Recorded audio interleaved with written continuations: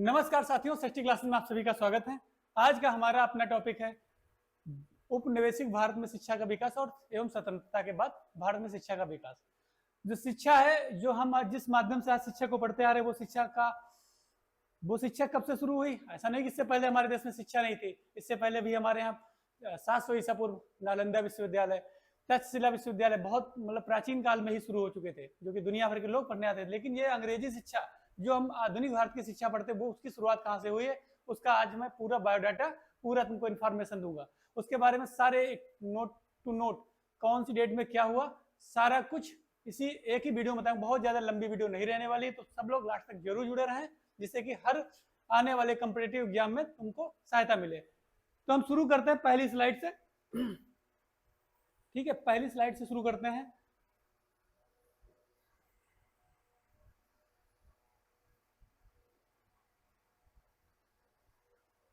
ठीक, हाँ, पहली स्लाइड में दिया हुआ है उपनिवेशिक भारत में शिक्षा का विकास कैसे शुरू हुआ। देख लीजिए आप, आधुनिक भारत में शिक्षा का विकास ईस्ट इंडिया कंपनी कब हम निवेश बने? 1757 का जो है प्लासी का युद्ध, जो कि बंगाल में हुआ था, उसके द्वारा हमारे यहाँ ईस्ट इंडिया कंपनी की क्या होती, स्थापना हो जाती है।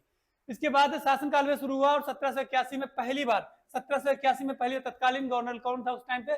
जो बंगाल का गवर्नर जनरल था वो वारेन हेस्टिंग्स था। ठीक, वारेन हेस्टिंग्स के द्वारा कलकत्ता में एक मदरसा की स्थापना की गई, जहां पे क्या होती थी, मुस्लिम धर्म की शिक्षा दी जाती थी। इसके द्वारा एक व्यवस्थित रूप से एक मदरसा खोला गया। कहाँ खोला गया ये भी याद रखना, पहली बार खोला गया तो कहाँ खोला गया?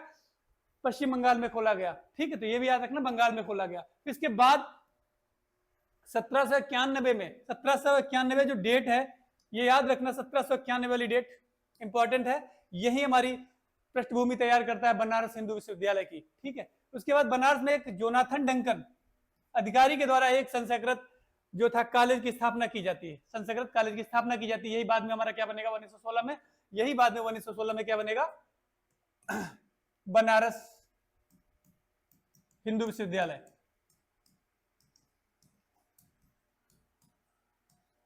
हिंदू विश्वविद्यालय, ठीक, विद्यालय जिसे बोलते हैं हम लोग BHU। ठीक है, BHU बोलते हैं। तो इसके बारे में पता कर लेना, इसकी पृष्ठभूमि पूछेगा तो तुम यहां तक जा सकते हो। आगे देखते हैं।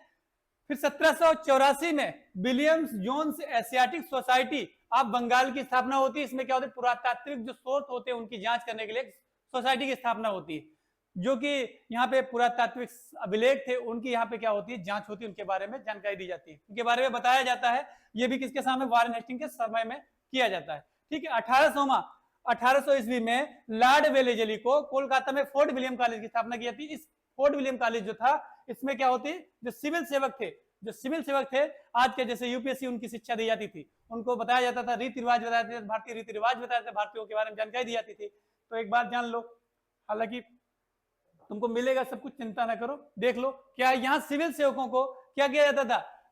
शिक्षा दी जाती थी। उन्हें विभिन्न भारतीय भाषाओं तथा रीति रिवाजों की भी शिक्षा दी जाती थी। ठीक है, यहाँ क्या सिविल सेवक तैयार किए जाते ना, कि यहाँ पे हम आम जन की भाषा, आम जन की शिक्षा थी। आम जन की शिक्षा नहीं थी, यहाँ पे केवल सिविल सेवक तैयार किए जाते थे।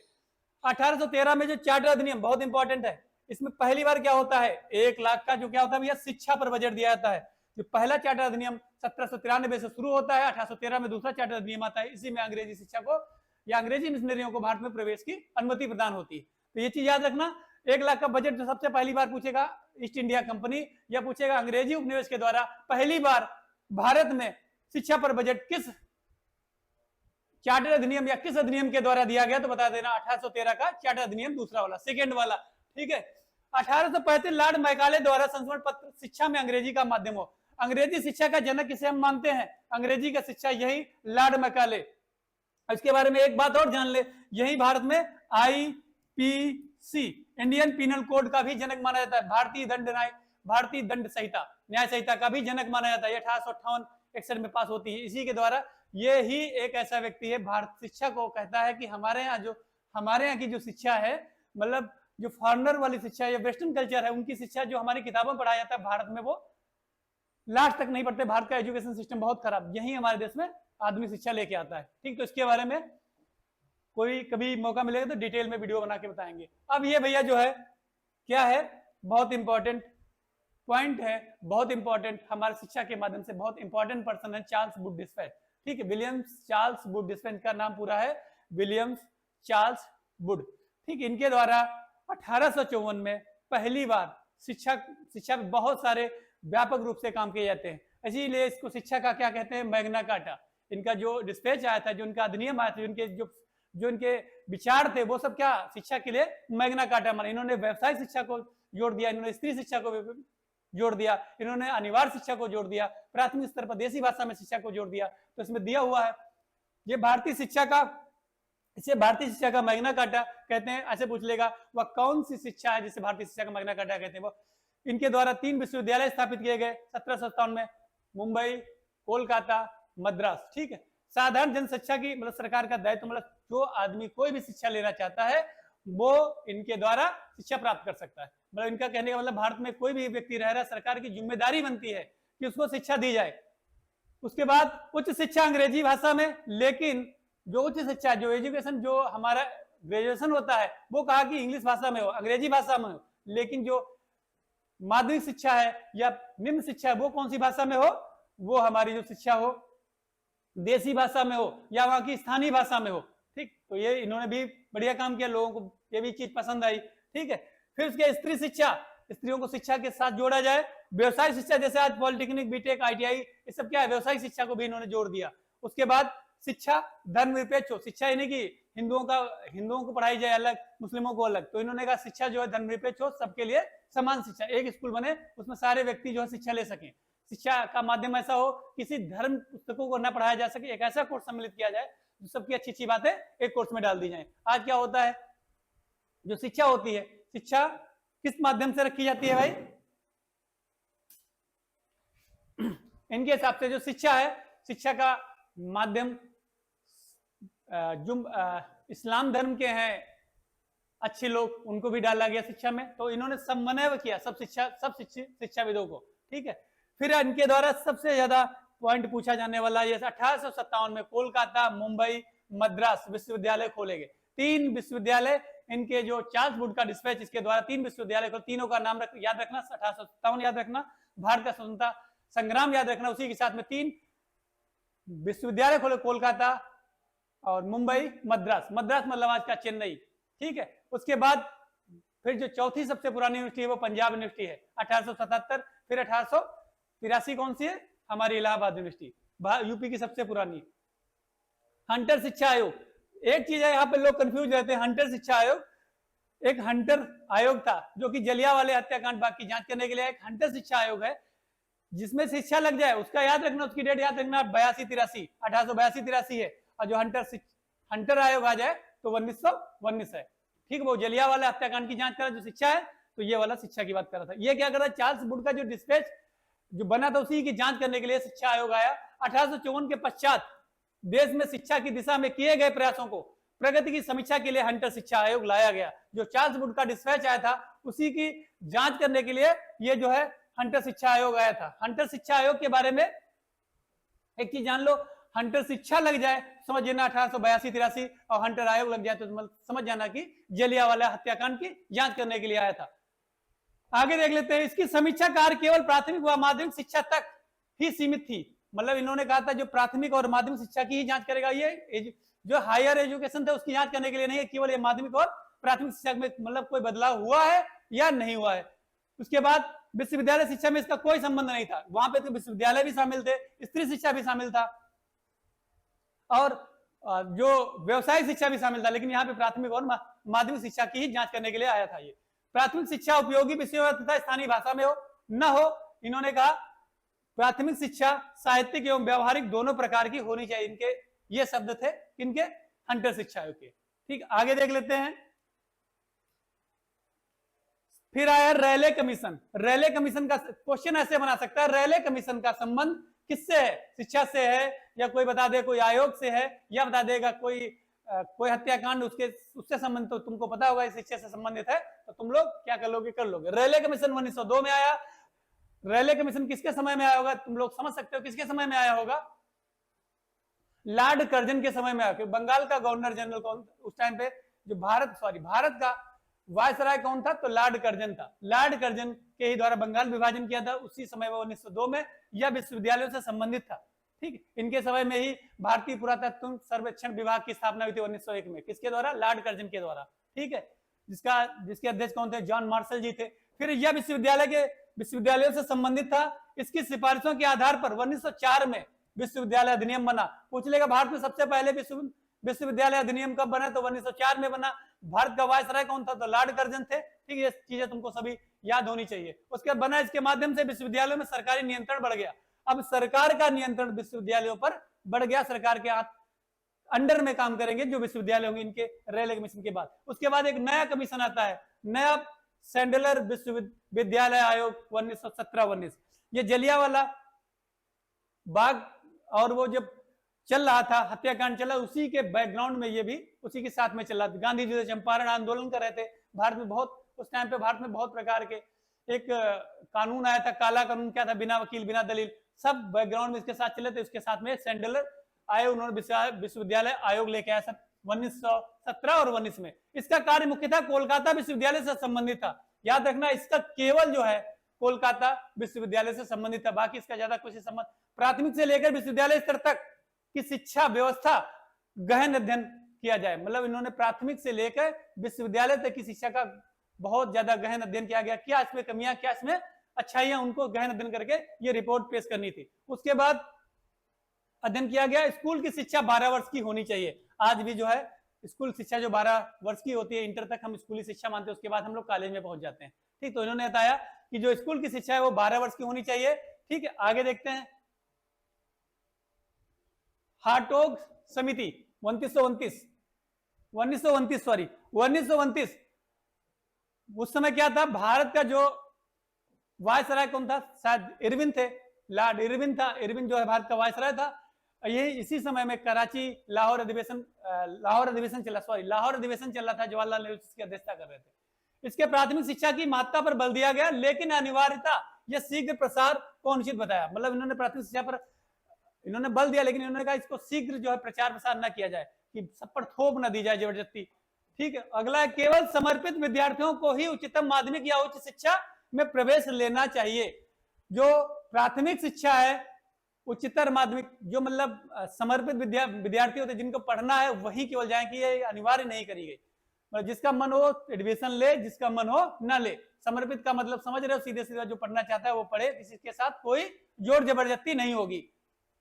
उसके बाद केवल समर्पित विद्यालय, याद रखना हार्टोग समिति थी। विश्वविद्यालय प्रवेश संबंधी नियम अत्यंत कड़े होने चाहिए। इन्होंने कहा था ऐसे नहीं कोई अगर आके विश्वविद्यालय में क्या कर ले, प्रवेश ले ले। इनका कहने का मतलब यह था कि कोई भी जो समर्पित है या बिल्कुल पढ़ने के लिए ही पूरी तरीके से तैयार है, वही जाके विश्वविद्यालय में जाके एडमिशन ले। एडमिशन की जो है विधि या प्रवेश लेने की विधि बहुत कठिन कर दी गई, परीक्षाएं बहुत कठिन कर दी गई वहां प्रवेश लेने के लिए। ठीक है, जो आज यूनिवर्सिटी में पेपर निकालो, उसके बाद यूनिवर्सिटी में क्या बीएचयू बनारस में पेपर निकालो, उसके बाद वहां तुमको क्या मिलता है? प्रवेश मिलता है। वही सिस्टम यहाँ पे लागू। फिर मूल शिक्षा वर्धा योजना 1937, कांग्रेस का अधिवेशन चल रहा था, उसी में ये गांधी जी की, ये जो है गांधी जी की हरिजन पत्रिका पर आधारित शिक्षा योजना थी। गांधी जी ने भी शिक्षा के काम में, और जो हरिजन पत्रिका 1932 में जो उनकी द्वारा प्रस्तुत की गई थी, उसी का ही एक रूप है 1937 का। ठीक है, जाकिर हुसैन इसकी अध्यक्षता कर रहे थे, डॉक्टर जाकिर हुसैन इसकी अध्यक्षता कर रहे थे।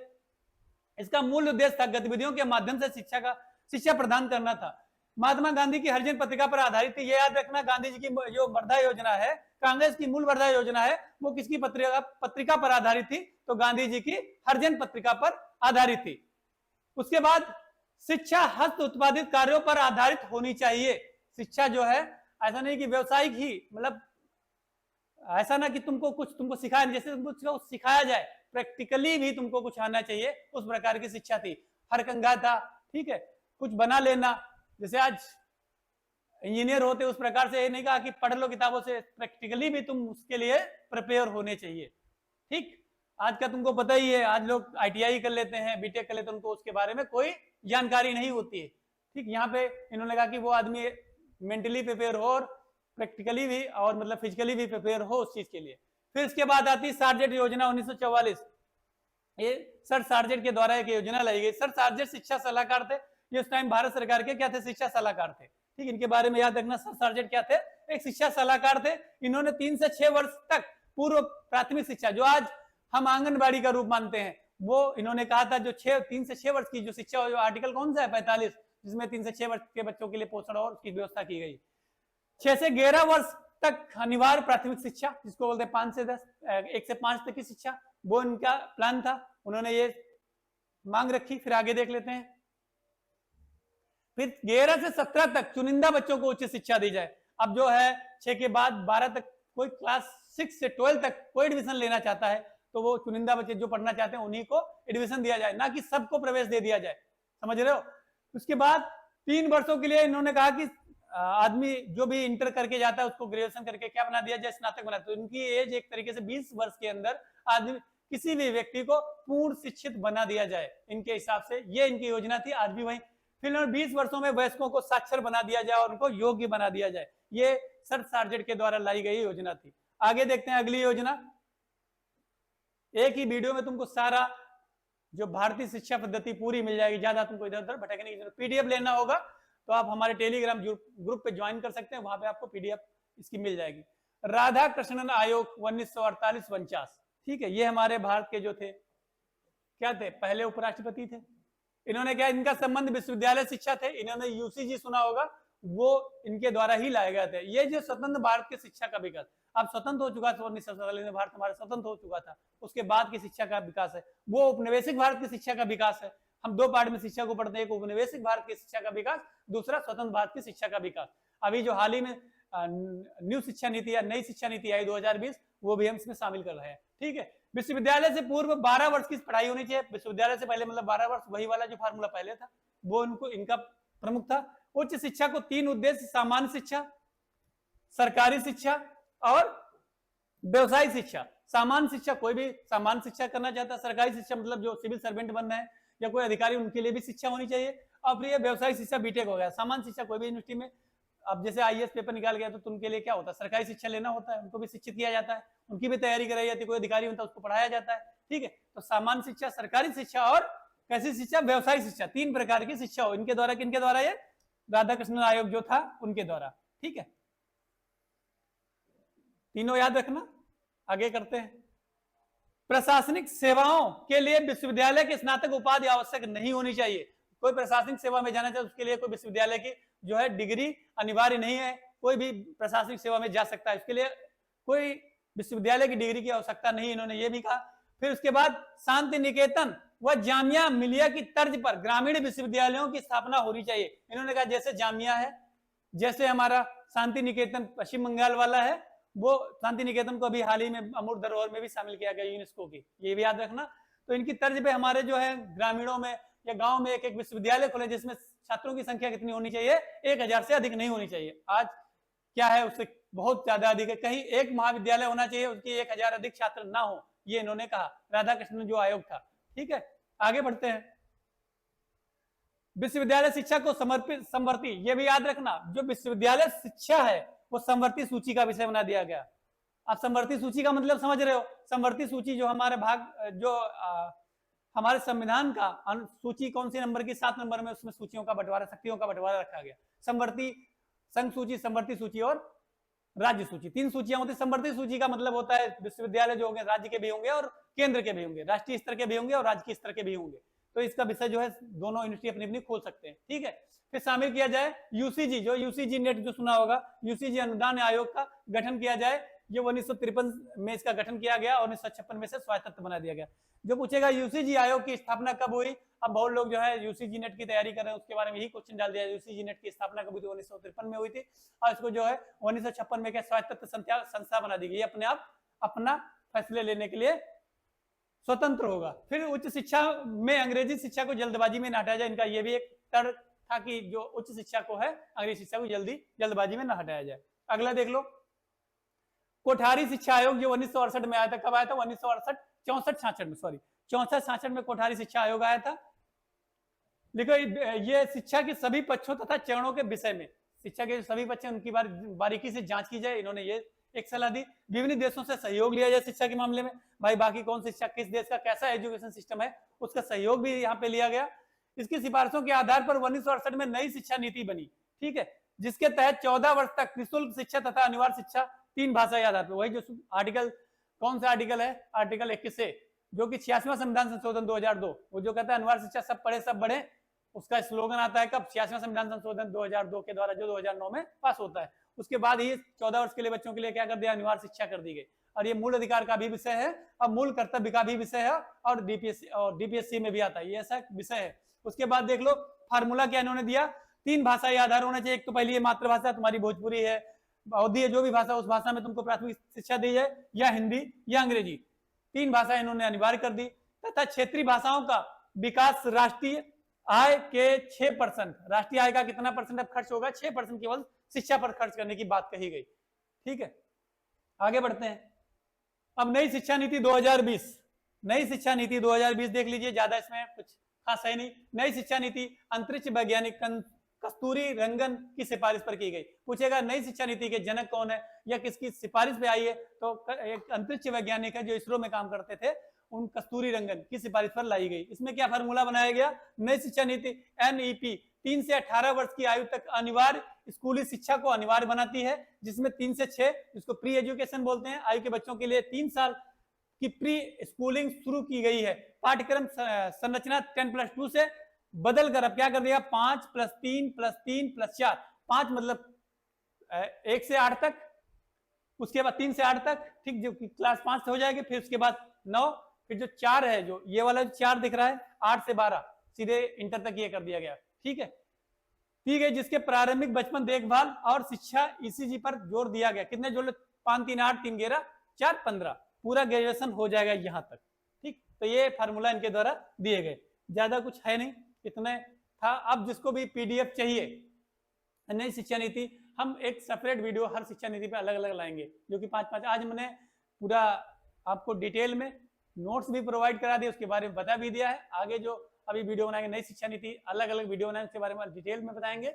लेकिन जिसको ये पीडीएफ चाहिए, हमारा टेलीग्राम ग्रुप भी ज्वाइन कर सकते हैं, हमारा व्हाट्सएप नंबर भी आपको मिल जाएगा, इसी डिस्क्रिप्शन में मिल जाएगा, वहां पे तुम ले सकते हैं। और हमारे भैया जो नए लोग जुड़े, वो चैनल को सब्सक्राइब करें, लोगों में ज्यादा से ज्यादा सब्सक्राइब करें, और जिन लोग लाइक जरूर करें, शेयर जरूर करें। सभी को जय हिंद।